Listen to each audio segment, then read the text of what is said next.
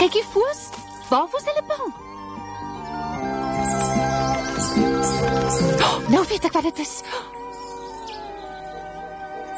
Gou, in die gat in. Hoekom kruip julle weg? Julle hoef nie bang te wees nie. Nee, regtig nie. Dit is Gorgo die arend. Oh. Kyk hier so. Is ek wat met julle praat? Ek Niels. Nou sien ek. Hoekom vlug julle weg? Dis mos dom, want ons wil julle maar net iets vra. Is jy 'n dwergie? Nee, ek is nie regtig een nie. Ag, julle hoef nie vir hom bang te wees. Jy het nie veel plek vir hasse nie. Nee? Nee, ek eet nie haasvleis nie. Ek hou net van vis. Dis nou smaklik. Kom gou hier, kom kyk na die snaakse arend, kinders. Het hier dalk die afgelope paar dae 'n swerm wilde ganse verbygekom? Wilde ganse? Ja. Hier vlieg elke dag 'n klomp wilde ganse oor. Hulle kom uit alle rigtings. Jy weet mos hulle is op pad na die noorde toe. Ja, ek weet hulle is op pad soontoe. Hoekom staan jy dan so ver, hè? Daar vlieg 'n vet wit huisgans saam met die wilde ganse na wie ons soek. 'n Vet wit? Ek het hom gesien natuurlik. Wonderlik. Kan jy onthou wanneer jy hom gesien het? 'n Mens vergeet nie gou so 'n wit huisgans nie. Hulle was daar oogkant. Hulle het die nag hier geslaap en toe het hulle gisteroggend verder gevlieg. Ek neem aan Lapland toe. Mooi skoot. Nou weet ons darm hulle is op pad Lapland toe en dat dit met hulle goed gaan. As ons spring, dan mag ons hulle nog voor Lapland inhaal. Gou, kruip weg. Hy's weg. Ek voel sommer beter. Niels vlieg op Gorgo se rug, hoog bokant Helsingeland. Onder hom glinster alles in die oggendson. Die dennebome het helder groen lote en die berkewoude is vol vars jong blaartjies. Dit lyk te pragtig, dink Niels. Dit is pragtig.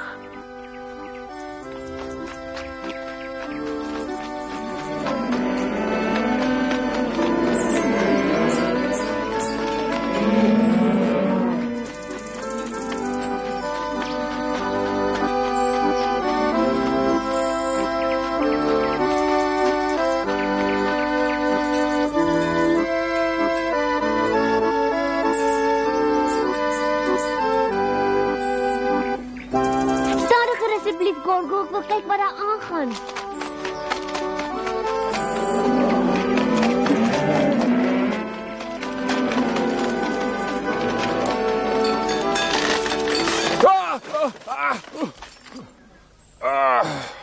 Kan jy nie oppas nie?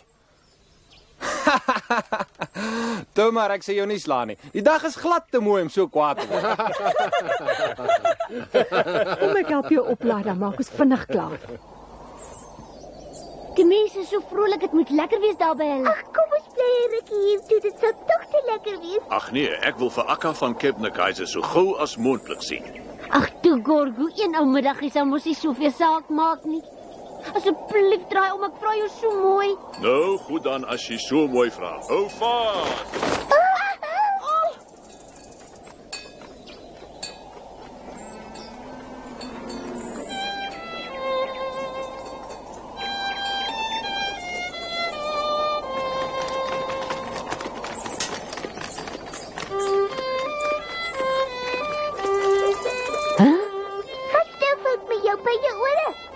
speel viool.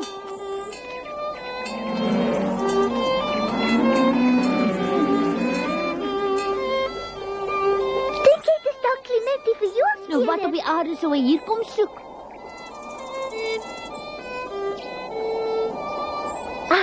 Dit klink presies soos ou Clement se viool, dalk is dit hy. Hy's mos die ou vioolspeler op aarde nie, nee. Hier is seker ook musikante. Gorgo vlieg af en probeer land toe.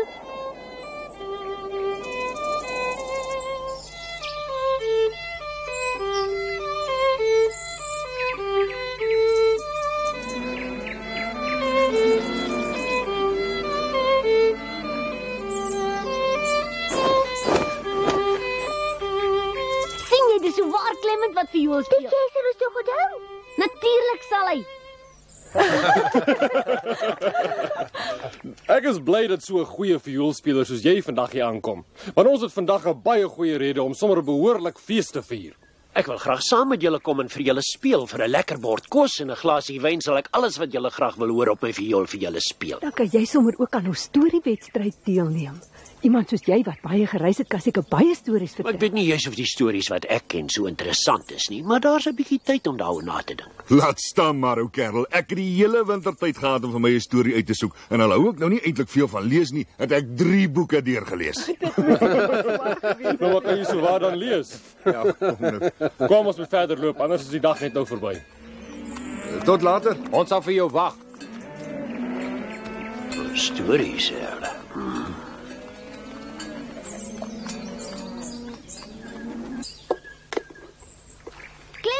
Clement Larsson. Ja? Goeiedag. Nou, Niels. Ek het jou viool gehoor. Ai, ek moes dadelik daaraan gedink het. Ek moet jou verhaal vir hulle vertel. Maar dis nie 'n goeie storie nie. Dis te treurig. Ja, maar dit het 'n mooi einde. Ek het jou vrygelaat. Dis waar, ja. Hoekom kom jy nie sommer saam met my nie? Dan sal hulle mos die storie glo. Nee, ek wil nie hulle moet my sien nie. Maar niemand moet jou ook sien nie. Ons sal jou wegsteek en dan wys ons jou net 'n paar sekondes lank vir hulle as dit regtig nie anders kan. Jy gaan seker nie toelaat dat hy jou opraak nie. Ons kan nie vir Clement in die steek laat nie. Maar jy wys my net as dit nie anders kan nie, beloof. Dan is dit regtig waar. Jy het nou net met die hamster gepraat, jy kan hom verstaan. Maar natuurlik weet jy dit dan nie. Wel, dit maak my storie natuurlik nog baie beter. Wil jy weet ek gaan wen? Vertel hulle ek is 'n dwergmannetjie en ek het jou altyd gehelp en vir jou geluk gebring en net goeie dinge. Wag, niets. Maar dit gaan regtig lekker wees. En Gorgo vlieg die hele tyd bokkatos. O ja? En as hy vir jou wegvlieg, kan jy met jou voete laat toe loop. Gorgo, ek gaan saam met Clement in die berg op. Kom haal my daar voor dit donker word, maar moenie vergeet nie, moenie wegvlieg nie. Moet my nie hier los nie. As jy my nie vergeet, dan weet ek nie hoe kom ek in Lapland nie.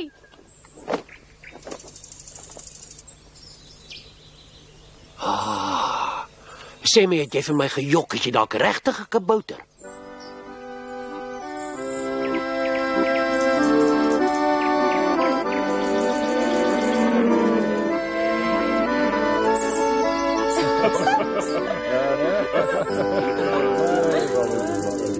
Môre moet ons alweer afgaan dorp toe. Kom ons geniet eens maar die dag. Wie kan nou aanlik staan maar? Op my? Luister almal nou eers mooi. Ek het die afgelope winter hierdie Charlie gebrei en ek wil hom graag vir die man gee wat die beste storie vertel.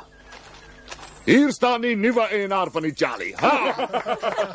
Moenie die vel verkoop voor die beer geskiet is nie. Vertel my tog nou waaroor hulle Hoekom luister jy nie self Ek nie? verstaan nie wat hulle sê nie. Ek's maar net 'n hamster. Oor hier dink jy ek gaan alles wat hulle sê vir jou herhaal want ek kan nie. Gaan lê jy liewer in slaap. Jy laat jou baie in die steek, Niels. Ek voel hartseer gekreek.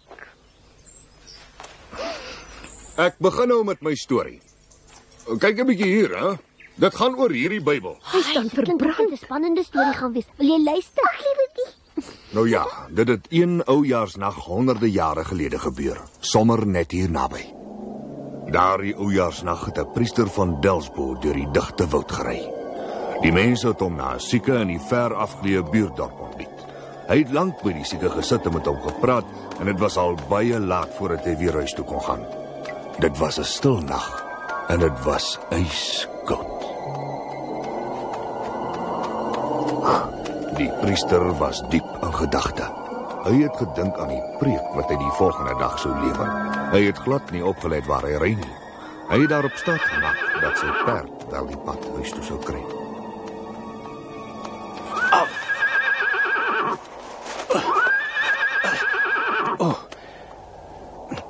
Wat is dit nou met jou? Jy verdwaal. Jy het nog nooit voorheen so iets aangevang nie.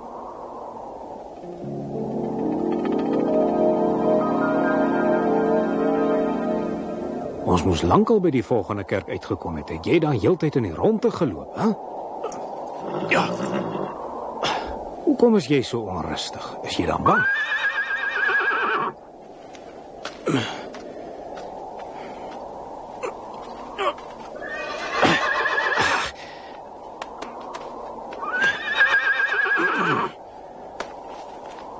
Kom nou, moenie so koppig wees nie. Nou, wat gaan ons twee nou doen, man? Moet ons nou maar net hier bly staan en wag? Dis koud en ek is moeg. Ek wil huis toe gaan. Hou tog op om jou soos 'n hardkoppige esel te gedra. Ek gaan nou voorloop en jy kom agterna, anders los ek jou net hier.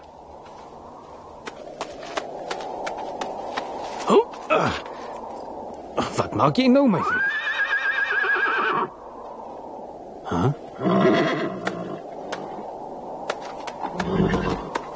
Miskien wil hy vir my iets wys. Goed dan, wys my waar jy heen wil gaan. Maar loop die slag ten minste om die bome asseblief. Die priester was verwonderd daaroor dat sy perd hom so snaaks gedra het. Dit wou lyk asof die perd hom voorgenem het om sy baas so ver as moontlik van die kerk en die pastoria weg te vat.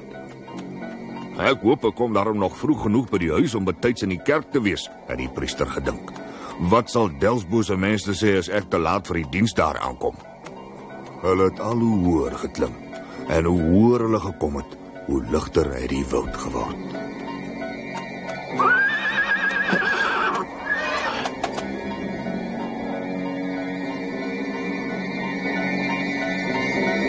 Wat sy aardige skynsel is dit?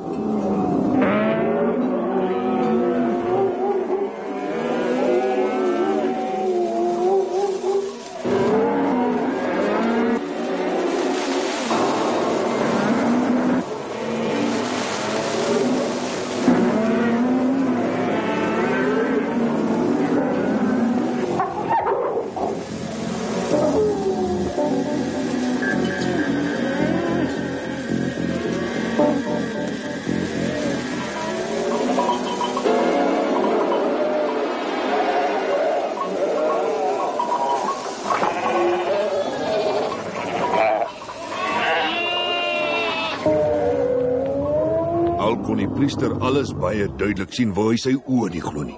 Maar dit is heeltemal onmoontlik, het hy gedink. Dit moet my verbeelding wees. Maar toe is dit skielik asof haar skille van sy oë afval en hy het begin verstaan. Sy ma het hom vertel dat al Delsbo se plaasdiere elke oujaarsnag hier bo op die berg in die woud bymekaar kom, sodat die woudgees die diere kan aanwys wat in die komende jaar die roofdiere se prooi sou word. Is die storie te spannend vir julle of moet ek verder vertel? Hierdie woudgees moet iets diere so verskrikliks wees. Ga voort. Word wakker en luister, jy het nog nooit so iets gehoor nie. Dis te lekker sag en warm. Nou het die priester uiteindelik verstaan hoekom sy perd juis daardie nag nie na hom wou luister nie.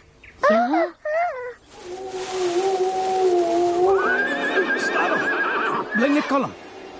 Die perd sy hele lyf het begin bewe. Nou's jy aan die beurt na jou arme ding. Toe maar moenie bang wees nie. Ek sê jou nie in die steek laat nie.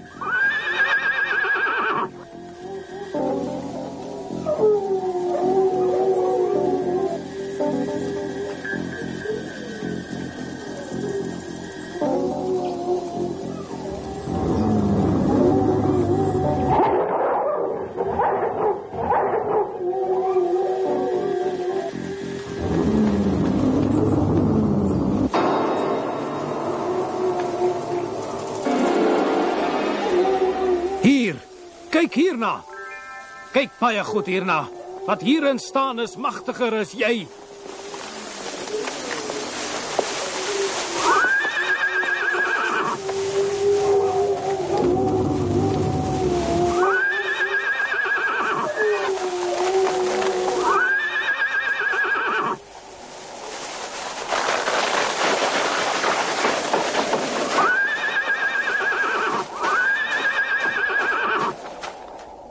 Skielik het die volmaan opgekom en in sy lig het die priester gesien hy en sy perd staan heeltemal alleen bo op die bergpiek. Daar was nie meer 'n enkele wilde dier te sien nie en daar was nie een spoortjie op die grond oor waar al die troppe diere rondgemaal het nie. Die priester het sy perd omgedraai en hy het nie meer geweet of dit wat hy gesien het 'n droom of werklikheid was nie. Hy het net geweet dat dit 'n waarskuwing aan die mense moes wees om hulle diere beter op te pas en die volgende dag het hy ernstig vir die boere van Delsbo gepreek om nie bang te wees nie, maar die wilde diere met alle geweld te bestry. Hier, dit bewys dat die priester geleef het. Die mense vertel verder dat die beere en wolwe in sy tyd uit die woud verdryf is. Na die priester se dood het hulle ongelukkig toe weer teruggekeer na die woud toe. En wie weet, dalk lewe die woudgees ook nog. Hy verdien beslis die Charlie. Ja, hy is baie dankie. Maar nou is dit die vioolspelers se beurt. Vertel vir ons jou storie. Arme ding, hoe het jy nou daarmee kompeteer? Luister eers en oordeel dan. Aida, kyk jy die op as die jou lomp is? Ek is jammer, maar bly nou stil, hy begin nou met ons storie. Wat? Ek hoop nie jy vergeet om van my op te vertel nie. Ek wil so graag ook net een keer in 'n storie wees. Hoekom dan? Want sonder my sou jy niks gewees het nie. Ek help jou altyd uit die moeilikheid uit. My storie vertel die verhaal van 'n klein kaboutertjie. Ag, maar dis vervelig. Ag nee, daar's al so baie stories daaroor. Nee, julle ken nog nie my storie nie, want my klein dwergmannetjie is nie sommer 'n gewone dwergie nie. Ek het hom die eerste keer gesien toe ek in Skansen se park gespeel het. Dit het begin toe ek 'n visserman daar raak geloop het. Hy het 'n mandjie by hom gehad en ek het natuurlik gedink hy wou vis aan my verkoop, maar daarvoor het ek nie geld gehad nie. Nee, ek dink jy kan dit veel beter gebruik. Ek het in die mandjie gekyk en ek kon eenvoudig nie glo wat ek sien nie. 'n Kaboutertjie met vlasblonde hare en 'n piepklein hamstertjie. Die visserman het hom daai môre uit die water getrek. Hy het van 'n gaas se rug afgeval nadat hy weke lank saam met hom oor die land gevlieg het, op pad Lapland toe. 'n Swerm wilde gaase het 'n mak wit huisgaas saam met hulle weggelok en die makgaas het die klein mannetjie saamgevat. Die visserman was natuurlik baie bly oor sy vangs. Hy het geweet dat hy baie geld vir hom sou kon kry. Sy plan was om die mannetjie vir die museum se kurator aan te bied. Maar omdat ek die ouetjie jammer gekry het, het ek die visserman oorreed om hom aan my te verkoop. Ek het hom al die geld gegee wat ek gehad het. Hy vertel die hele storie verkeerd. Nou maak hy asof hy dit uit simpatie gedoen het, maar ek het vir hom gewerk. Die arme kereltjie het toe al dae lank niks ordentliks gehad om te eet nie. Toe vat ek hom saam huis toe en ek kook vir hom 'n lekker aandete. So 'n leienaar, hy noem daai waterige sop 'n lekker aandete. En toe vertel hy my sy verhaal. Hy kom uit West-Wemmenok, waar sy ouers op 'n klein plaasie boer.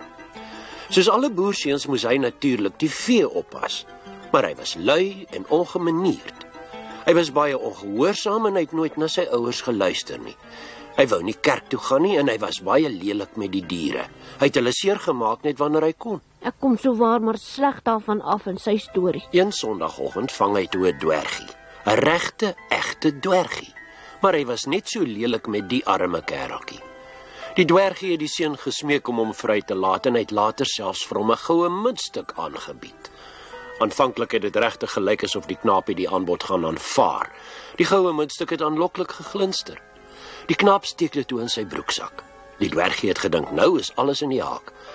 Maar die seun dink toe so 'n bietjie na en hy vra nog 'n goue muntstuk. Die dwergie word toe so woedend kwaad vir hom daaroor, dat hy die seun net daar toer.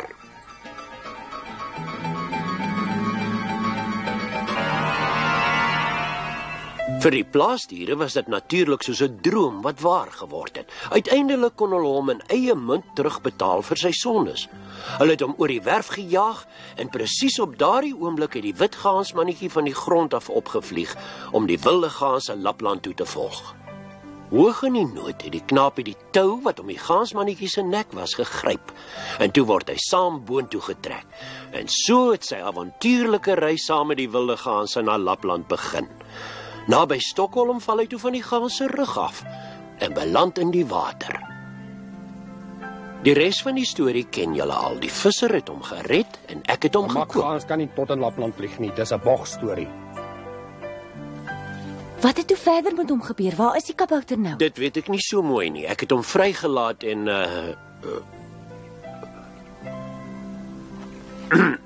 hy sit seker nog hier iewers in die omtrek en wag dat die gaans hom moet kom haal. Ja, ek het baie meer van Bernard se storie gehou.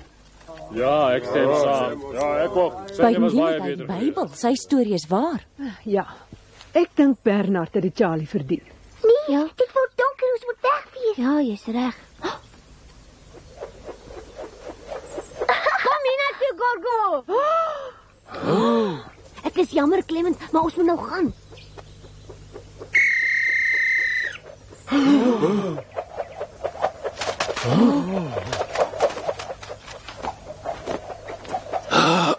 Stel my op asseblief. Wees versigtig. Ek sal. As jy my sou vra, dan dink ek Clement het die Charlie verdien. En as jy die storie weer 'n keer vertel, Clement, laat die stuk van die diere seermaak. Reg, ek sal so maak. Totsiens, Niels. Mooi bly. Ek's bly dat ek die Charlie vir jou kan gee, Clement. Oh, nou maar dankie. Nou weet ek ten minste vir wie ek die hele winter lank gebrei het. Bravo, sy storie was baie. Nou ja, daar het julle nou gesien dat daar vandag nog stories is oor dwergies wat julle nog nie ken nie. Hy het nie 'n dooie woord oor my gesê, die hele storie, die mense dink ek's nie belangrik nie. Ag, Krimmel, vir my is jy die heel belangrikste. Bedoel jy dit regtig? Ja, ek het elke woord bedoel. En nou vlieg ons Lapland toe.